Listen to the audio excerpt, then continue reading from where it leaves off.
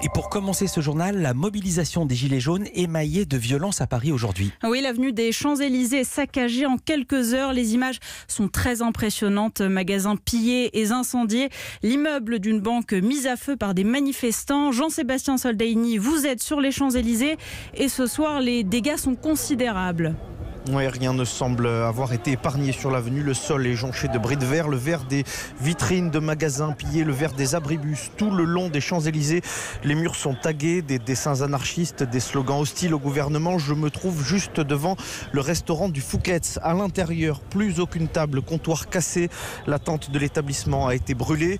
Brûlés aussi des scooters et 4 des kiosques à journaux qui bordent l'avenue. Et puis, les casseurs sont comme souvent dans ces rassemblements pris aux banques qu'ils considèrent comme symbole du capitalisme, avec cette fois un drame évité à quelques dizaines de mètres des Champs-Élysées. Une agence Crédit du Nord a été incendiée. En quelques secondes, les flammes atteignent le 2e étage où se trouvent une femme et son bébé. Des gilets jaunes ont tenté de forcer le portail pour les évacuer. Ce sont finalement les pompiers qui les ont extraits de l'immeuble. 11 personnes sont blessées, majoritairement incommodées par les fumées. Merci Jean-Sébastien Soldaini en direct des Champs-Élysées pour Europe 1. Voilà pour les dégâts aujourd'hui. Nous suivons maintenant le cortège avec vous, Jean-Jacques Herry, toujours dans ce secteur des Champs-Élysées, et c'est désormais place de l'Étoile que ça se passe, c'est ça ? Oui, que ça s'est passé il y a quelques minutes, oui, c'était le dernier point de friction où il restait encore des manifestants, donc la place de l'Étoile qui est toujours, au moment où je vous parle, occupée par les fourgons de police et par un camion à eau qui arrose les gilets avec des détonations qui ont résonné régulièrement tout à l'heure, grenades assourdissantes, grenades de désencerclement, lacrymogènes. Les forces de l'ordre semblaient vouloir disperser le plus vite possible le mouvement et les manifestants réunis à place de l'Étoile, certains étaient très surpris par ce qui est en train de se passer, comme Marie-Louise, gilet jaune sur le dos.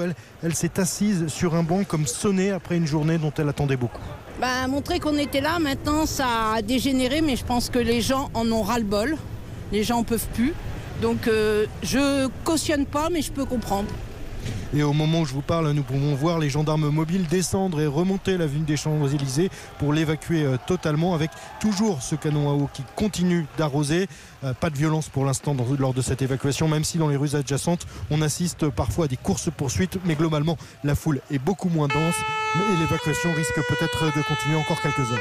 Merci beaucoup Jean-Jacques Herry. Une situation donc tendue, les forces de l'ordre redoutaient ces violences, mais Guillaume Bies est allé bien au-delà de ce à quoi elle s'attendait.